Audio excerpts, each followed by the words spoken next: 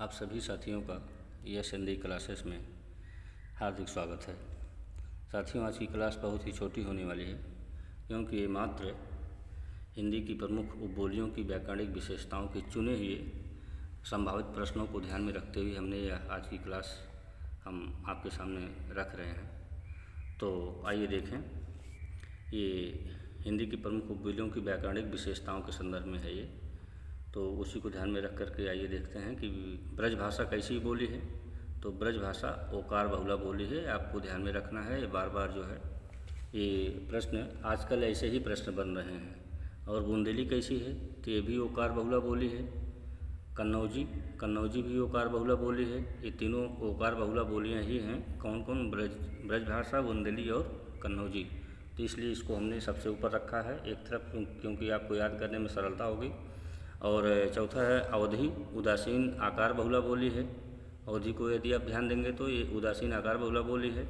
बघेली कैसी है, तो यह भी उदासीन आकार बहुला बोली है। तो इसलिए जो ये अवधि और बघेली, ये आपको याद करने में, तो अगर क्वेश्चन आएगा तो कैसी बोली है, तो अवधि उदासीन आकार बहुला बोली और बघेली भी उदासीन आकार बहुला बोली, ये दोनों हैं।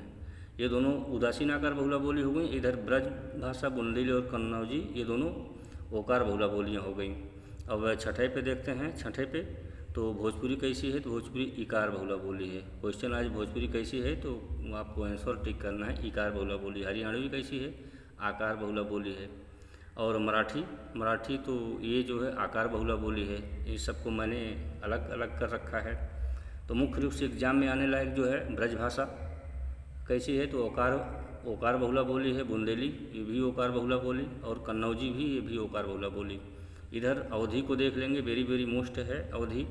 ये क्वेश्चन बन सकता कैसी है, तो ये भी उदासीन आकार बहुला बोली है। इधर हरियाणवी को देख लेंगे आप, इसको भी जो है आप थोड़ा सा ध्यान दे देंगे तो हो जाएगा। तो साथियों, आज की क्लास बहुत ही ये संक्षिप्त है, लेकिन क्वेश्चन बहुत ही महत्वपूर्ण है। क्लास जितनी ही छोटी है, प्रश्न उतने ही संभावित प्रश्नों को देखते हुए हमने यह क्लास आज की बना रहे हैं। तो आप इसको 2-3 बार पढ़ लेंगे या लिख करके याद कर लेंगे, तो मुझे उम्मीद है कि आपको याद हो जाएंगे। और यदि आपके कोई सुझाव हो तो कमेंट में लिखिएगा, हम आपके सुझाव का हार्दिक स्वागत करते हैं। इसी के साथ ही आज की क्लास समाप्त होती है। धन्यवाद।